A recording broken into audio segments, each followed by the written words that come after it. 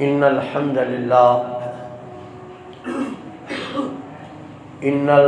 لله نحمده ونستعينه ونستغفره ونستهديه ونستنصره ونعوذ بالله من شرور أنفسنا ومن سيئات أعمالنا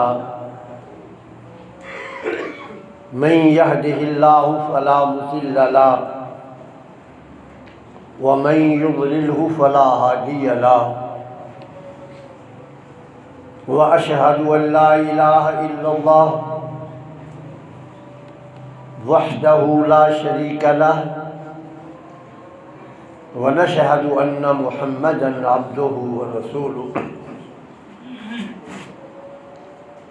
أما بعد فإن أحسن الحديث كتاب الله وخير الهدي هدي محمد وشر الأمور محدثاتها وكل محدثة بدعة وكل بدعة ضلالة وكل ضلالة في النار اللهم صل على محمد وعلى آل محمد كما صليت على إبراهيم وعلى آل إبراهيم إنك حميد مجيد اللهم بارك على محمد وعلى آل محمد كما باركت على إبراهيم وعلى آل إبراهيم إنك حميد مجيد أعوذ بالله من الشيطان الرجيم بسم الله الرحمن الرحيم قد أفلح من تزكى وذكر اسم ربه فصلى بل تؤثرون الحياة الدنيا والآخرة خير وأبقى إن هذا لفي الصحف الأولى صحف إبراهيم وموسى قد أفلح من تزكى یقیناً وہ انسان کامیاب ہو گیا جس نے خود کو بے حیائی، برائی، لغویات، گالم گلوچ، لعن طعن، غیبت، بددیانتی سے اپنے آپ کو پاک کر لیا، وَذَكَرَ اسْمَ رَبِّهِ اپنے رب کی یاد میں مشغول رہا، اپنے رب کو یاد کرتا رہا، فصلى اور اس نے نماز ادا کی۔ یہ بندہ، یہ انسان، یہ مسلمان، یہ مومن کامیاب ہو گیا۔ بل تؤثرون الحیات الدنیا،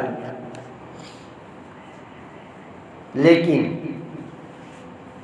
اے انسانوں، تمہاری حالت یہ ہے کہ تم کامیابی دنیا کی سمجھتے ہو، تمہیں دنیا کی کامیابی مقدم ہے، اس لیے تم ہر معاملے میں دنیا کو ترجیح دیتے ہو۔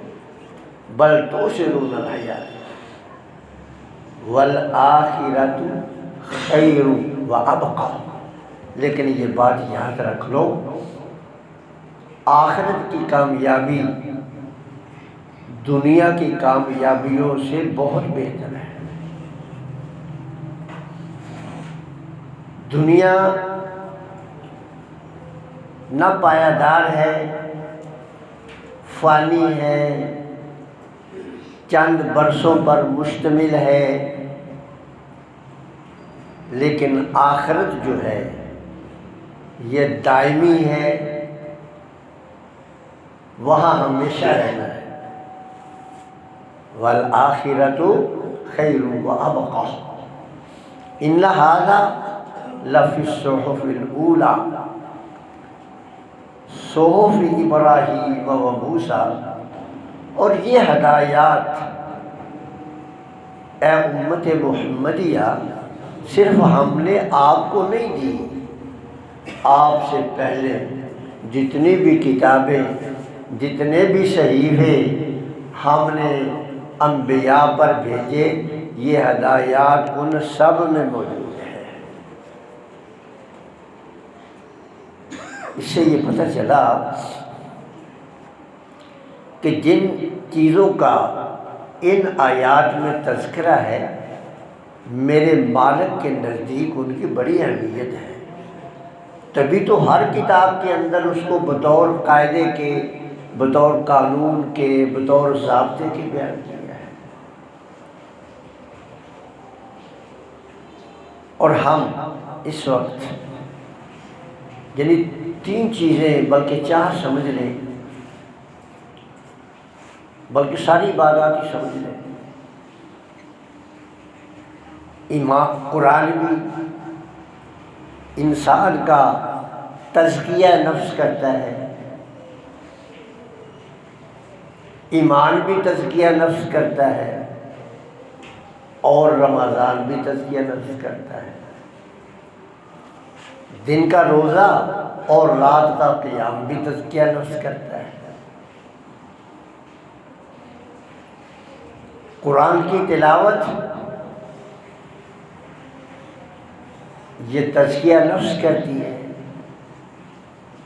لقد من اللہ علی المؤمنین اذ بعث فیہم رسولا من انفسہم یتلو علیہم آیاتہ ویزکیہم،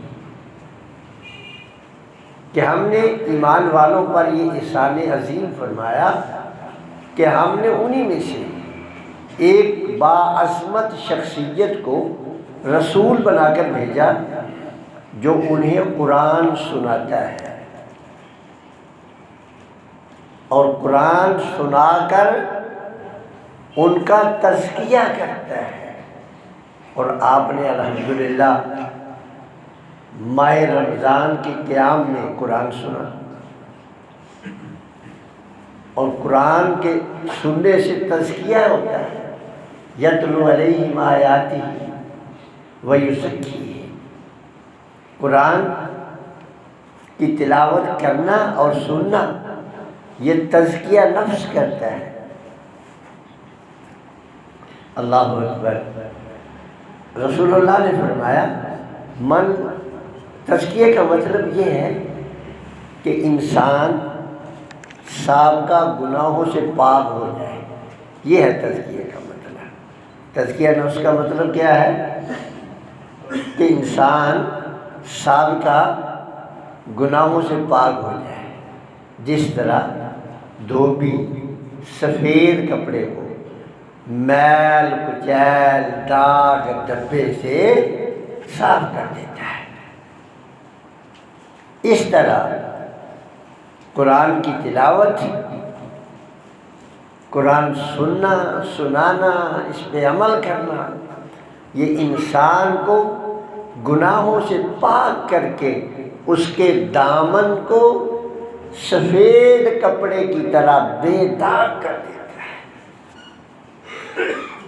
من قام رمضان ایمانا واحتسابا غفر له ما تقدم من ذنبه، جس نے راتوں کا قیام کیا ایمان کی حالت میں، ایمان بھی انسان کا تزکیہ نفس کرتا ہے، جس نے ایمان کی حالت میں اپنا محاسبہ کرتے ہوئے رمضان کی راتوں کا قیام کیا، اس کے سابقہ گناہ معاف کر دیے جاتے ہیں۔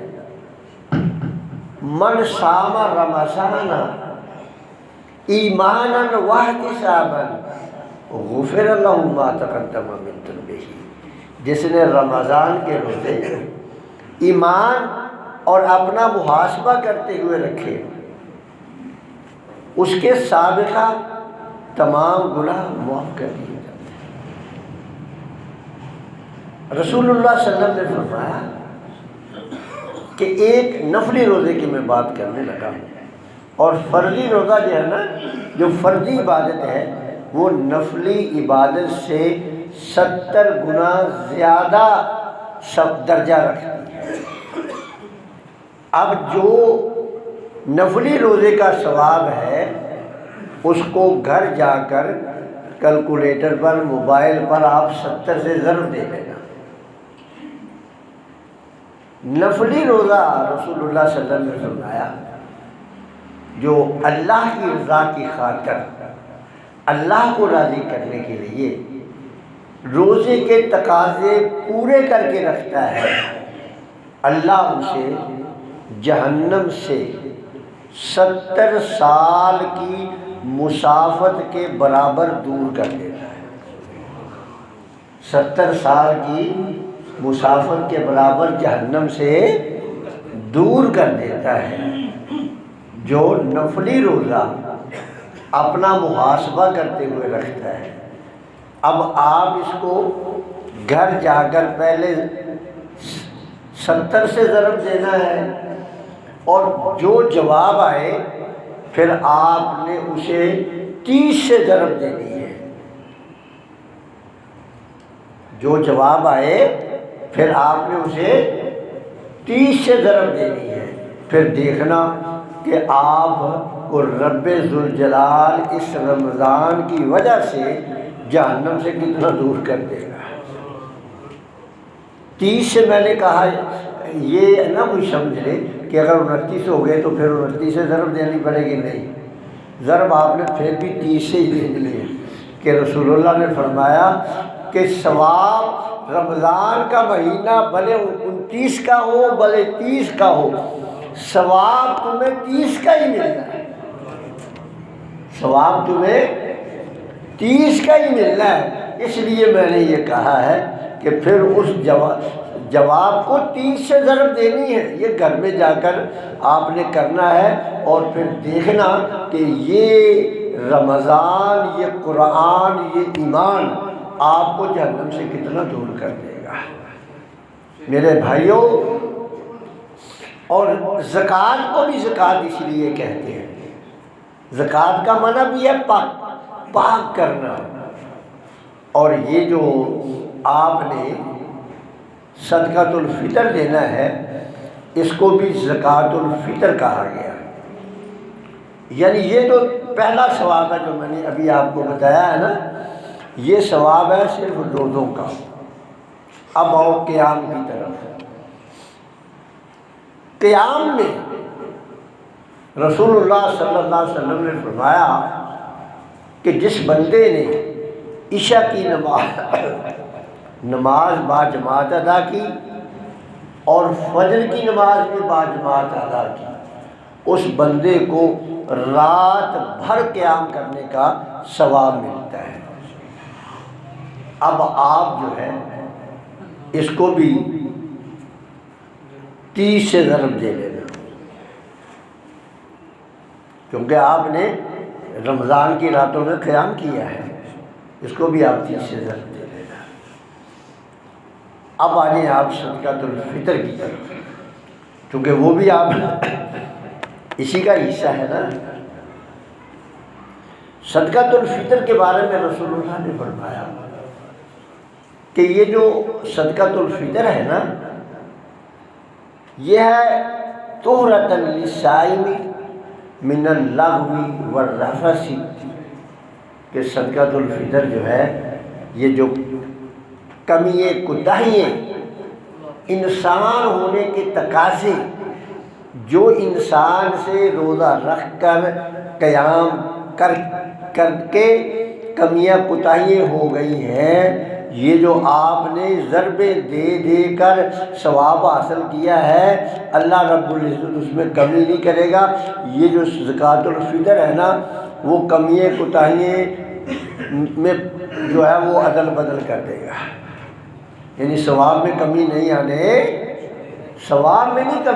دے گا۔ تو یہ کیا ہے؟ طہرۃ للصائم من اللغو والرفث۔ اور دوسرا اس کا کیا فائدہ ہے؟ طعمۃ للمساکین، اس سے مسکینوں کو کھانا میسر آ جائے گا۔ اس سے کیا ہوگا؟ مسکینوں کو، اور مسکینوں کو کھانا دینا یہ بھی انسان کو جہنم سے دور کرتا ہے۔ مسکینوں کو کھانا دینا کیا ہے؟ یہ بھی انسان کو جہنم سے دور کرتا ہے۔ جب جنتی جنت میں چلے جائیں گے نا، میری باتیں غور سے سن لیں آج، پتہ نہیں یہ جمعہ رمضان کا آخری اگلے سال ہم میں سے کون ہوگا کون نہیں ہوگا، اس لیے یہ آج باتیں غور سے سن لیں، شاید پھر اگلے رمضان کے آخری جمعے میں اور آپ اکٹھے نہ ہو سکیں۔ کیا بتا رہا تھا میں؟ جی ہاں، قیام سے میں آگے نہیں لیا تھا، مسکین کو کھانا کھلانے والا۔ جب جنتی جنت میں چلے جائیں گے نا، اور جہنمی جہنم میں چلے جائیں گے، جنتی جہنم کی طرف جب نظر ڈالیں گے تو ان کو اپنے اڑوسی پڑوسی، گھر کے، محلے کے، دکانوں کے، مارکیٹوں کے نا جہنم میں نظر آئیں گے کچھ۔ وہ ان کو دیکھ کر پوچھیں گے ما سلککم فی سقر، بھئی تم یہ بتاؤ تم جہنم میں کیسے پہنچ گئے؟ تمہیں تو جہنم میں نہیں جانا چاہیے تھا، تم جہنم میں ما سلککم فی سقر، جہنم میں کیسے پہنچ گئے؟ تمہارا نام تو مسلمانوں والا تھا، تمہارا باپ دادا حاجی تھے، انہوں نے تو مسجد بنائی ہوئی تھی، باپ دادا تو تمہارے لوگوں کو پکڑ پکڑ کر مسجدوں میں لاتے تھے، تم جہنم میں کیسے چلیں گے بھائی؟ وہ کیا کہیں گے؟ آگے جواب دیں گے لم نکو من المصلین، ہم نماز نہیں پڑھتے تھے، لم نکو من المصلین وَلَمْ نَكُنْ نُطْعِمُ الْمَسَاکِینَ، ہم مسکینوں کو کھانا نہیں دیتے تھے۔ جہنم میں جانے کا ایک سبب کیا ہے؟ مسکینوں کو کھانا نہ دینا۔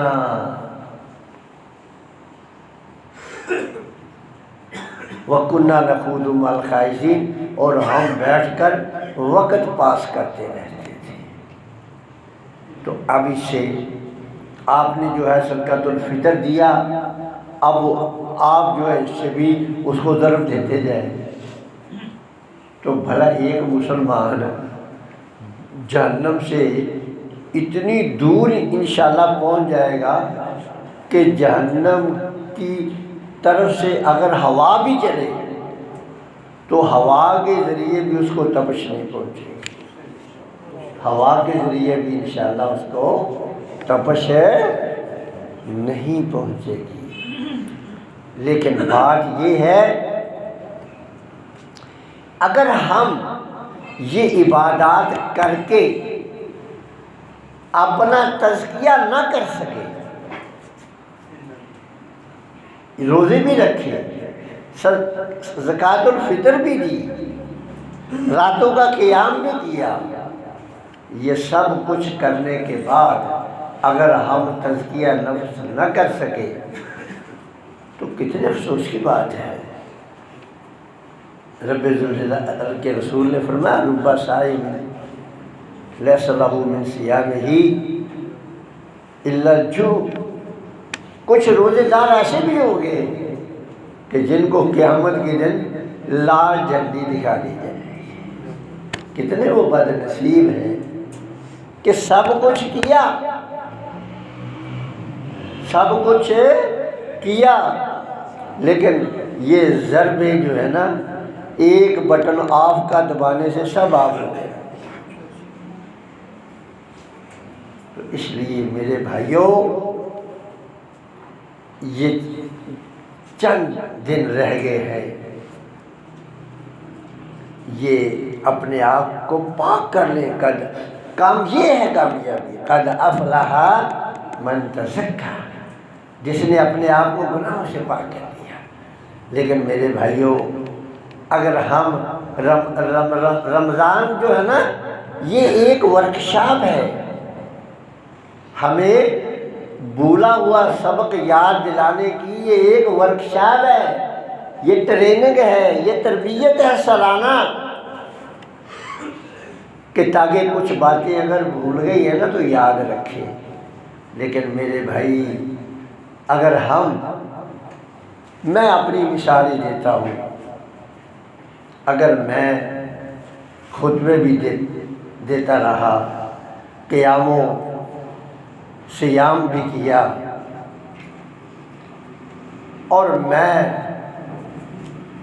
اپنے آپ کو گناہوں سے پاک نہ کیا، رمضان گزرنے کے بعد بددیانتی کرتا رہا، جھوٹی قسمیں اٹھاتا رہا، مجھے دیکھ کر اگر ایک آدمی متنفر ہو جائے دین سے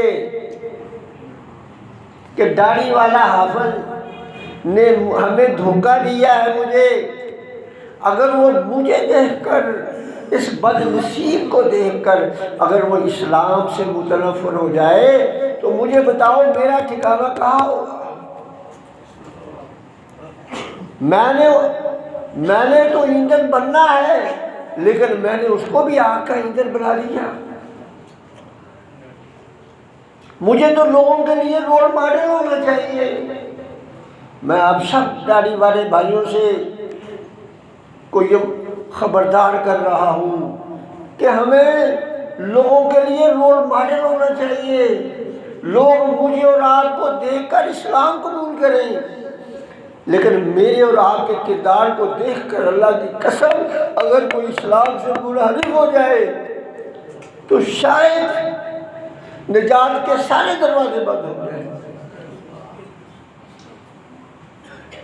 رسول اللہ نے حضرت علی کو بھیجا کہ علی جاؤ دین کی دعوت دو، اور ساتھ ہی یہ کہا، علی اگر تیرے دعوت دینے سے ایک بندہ مسلمان ہو گیا، تیری وجہ سے ایک بندہ اگر جہنم کا ایندھن بننے سے بچ گیا، اس کے ہر جوڑ کے بدلے اللہ تیرے ہر جوڑ کو جہنم سے بچا دے گا۔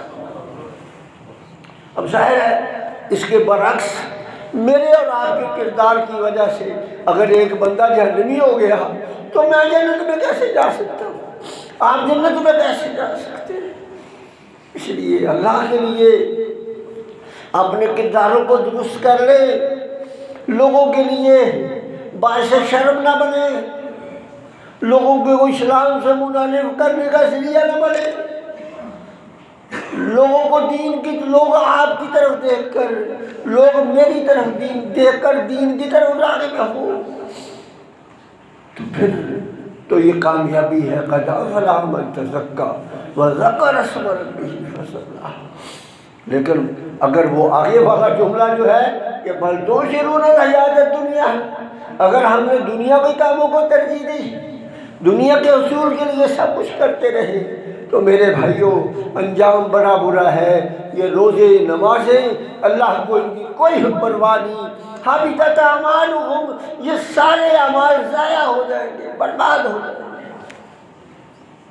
حضرت عمر رضی اللہ عنہ نے جب بیت المقدس فتح کیا تو ایک عیسائی راہب کو دیکھا، اس نے صرف ایک مختصر سا لباس زیب تن کر رکھا تھا، دھوپ میں بیٹھا ہوا تھا، اللہ کی عبادت میں مصروف تھا، نفس کشی کر رہا تھا۔ حضرت عمر رضی اللہ تعالیٰ عنہ نے اس کی طرف دیکھ کر فرمایا، خاسرت دنیا وعذاب الآخرہ، اس کی دنیا بھی برباد ہوگی، اس کی آخرت بھی برباد ہوگی۔ میرے بھائیوں، محض عبادت کرنے سے کچھ نہیں ہوگا۔ حضرت عمر امیر المومنین جیسا دانشور یہ لفظ کہہ رہا ہے اس کے لیے۔ اور آخری ایک دو باتیں بتا کر ختم کرنے لگا ہوں کہ صدقۃ الفطر جو ہے نا، یہ بہت پہلے نہیں دینا چاہیے، چونکہ یہ تہمۃ للمساکین ہے۔ عید کے موقع کی خوشی میں ان کو آپ نے شریک کرنا ہے۔ اگر آپ نے پہلے دے دیا وہ تو خرچ ورچ کر دیں گے، اور تلاش کر کے دیں، اور کوشش کریں 100% کوشش کریں طعام دیں، کھانا دیں، راشن دیں۔ یہ پیسے دینے والا کسی حدیث سے ثابت نہیں، پیسے دینے والا کسی حدیث سے ثابت نہیں۔ حضرت معاویہ رضی اللہ عنہ نے نا اپنے زمانہ خلافت میں مدینہ میں مسجد نبوی پر جمعہ پڑھاتے ہوئے یہ کہا کہ شام کی گندم جو ہے نا مہنگی ہے اور کھجوریں سستی ہے۔ اناج کا قیمت کو سامنے رکھ کر اناج کا موازنہ کیا، پیسے نہیں، قیمت کو سامنے رکھ کر اناج کا موازنہ کیا، اور کہا کہ میرا خیال ہے جو کھجوریں دینا چاہے وہ 2.5 کلو دے، اور جو گندم دینا چاہے وہ 1.25 کلو دے دے۔ حضرت ابو سعید خدری رضی اللہ تعالیٰ عنہ کھڑے ہوئے، انہوں نے کہا معاویہ ایسا نہیں ہوگا، رسول اللہ کے زمانے میں ہم جو بھی چیز دیتے تھے سائی دیتے تھے۔ اور میرے بھائیوں، جب موازنہ اناج کا اناج سے نہیں ہو سکتا تو پھر پیسے سے کیسے ہو سکتا ہے؟ اللہ کے لیے اپنے ثواب برباد نہ کرو۔ ہم مولویوں نے بھی جان لگا رکھے ہیں کہ وہاں عید کے دن جو ہے کپڑا بچھایا ہوا ہے کہ صدقۃ الفطر دے دو، عید سے پہلے پہلے دے دو، عید سے پہلے پہلے دے دو، نماز سے پہلے پہلے۔ وہ میرے بھائی، اصل مقصد تہمۃ للمساکین تھا، عید کے موقع پر عید کے کھانے میں ان کو شریک کرنا تھا۔ اب آپ نے وہاں ڈال دیا ہے، اور پھر نام ہے یہ فلسطین جائے گا، یہ فلاں جگہ جائے گا، یہ فلاں جگہ جائے گا، تو یہاں کا تو آپ کا قریبی تو بھوکا مر رہا ہے۔ رسول اللہ ناراض نہ ہونا، میں پتہ نہیں بعد میں یہ باتیں کہہ سکوں کہ نہ۔ رسول اللہ نے فرمایا تُؤْتَىٰ مِنْ أَغْنِيَائِهِمْ تُؤْخَذُ مِنْ أَغْنِيَائِهِمْ وَتُؤْتَىٰ مِنْ فُقَرَائِهِمْ۔ رسول اللہ جب کسی کو بھیجتے صدقات اکٹھا کرنے کے لیے تو یہ کہہ کر بھیجتے کہ مدینہ میں بعد میں لانا، جہاں سے اکٹھا کرنا پہلے وہاں کے مسکینوں میں تقسیم کرنا ہے۔ اس لیے میرے بھائیوں، میں آپ سے پھر بار بار اپیل کروں گا، یہ پیسوں کی شکل میں دے کر اپنے صدقات کو برباد نہ کریں۔ اناج دیں، چاول دیں، جو آپ کھاتے ہیں کچھ کا چاول دے دیں، کچھ کی کھجوریں دے دیں، کچھ کا آٹا دے دیں، انشاءاللہ اس سے مال کم نہیں ہوگا، اللہ برکت عطا کرے گا۔ اللہ مجھے بھی توفیق دے، آپ کو بھی۔ وآخر دعوانا الحمدللہ رب العالمین۔